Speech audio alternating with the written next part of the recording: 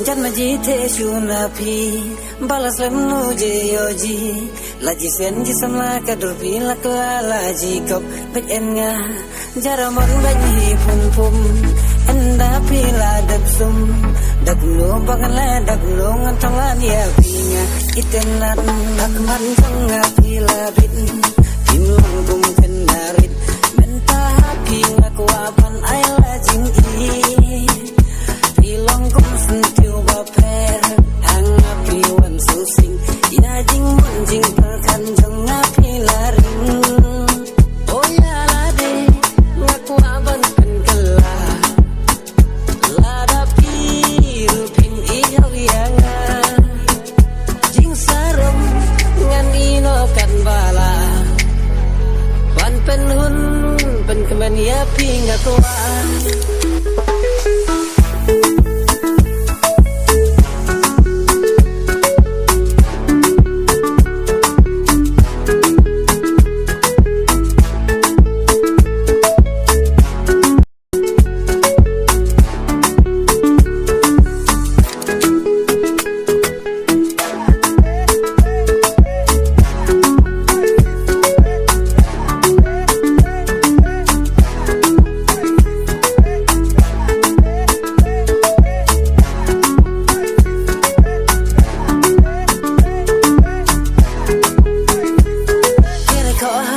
Perkan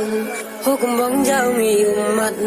baju ingin api tekabala palan nupanga enyaklan wilayah lagi baji kom hun kamen senga kom kom lajingin bajanai tanggapi ngelarai hati ba kun bawai ikamen senga tot tot syabang awiyo iki keman na artatin yo syawai pindang lanywa